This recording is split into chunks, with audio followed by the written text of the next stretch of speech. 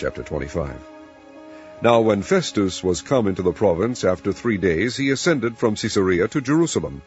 Then the high priest and the chief of the Jews informed him against Paul, and besought him, and desired favour against him, that he would send for him to Jerusalem, laying wait in the way to kill him.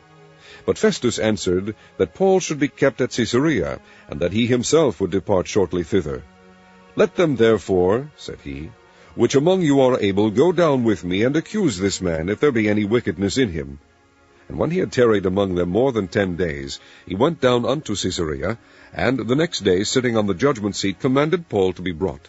And when he was come, the Jews which came down from Jerusalem stood round about, and laid many and grievous complaints against Paul, which they could not prove. While he answered for himself, Neither against the law of the Jews, neither against the temple, nor yet against Caesar have I offended anything at all.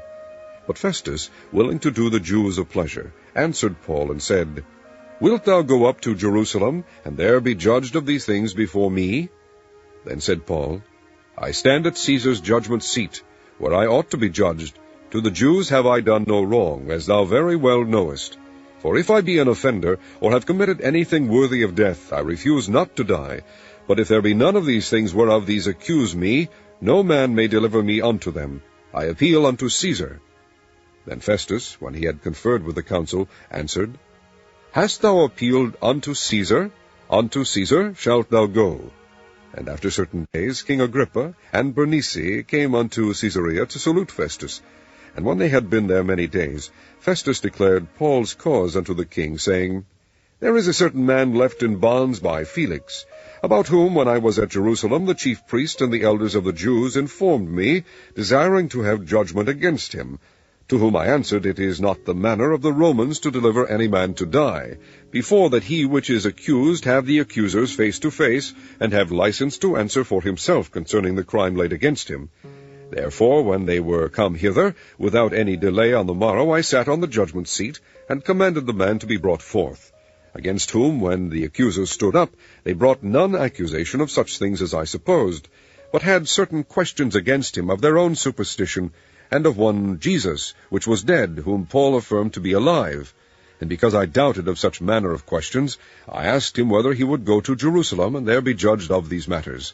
But when Paul had appealed to be reserved unto the hearing of Augustus, I commanded him to be kept till I might send him to Caesar. Then Agrippa said unto Festus, I would also hear the man myself. Tomorrow, said he, thou shalt hear him. And on the morrow, when Agrippa was come, and Bernice, with great pomp, and was entered into the place of hearing with the chief captains and principal men of the city, at Festus' commandment, Paul was brought forth. And Festus said, King Agrippa, and all men which are here present with us, ye see this man, about whom all the multitude of the Jews have dealt with me, both at Jerusalem and also here, crying that he ought not to live any longer.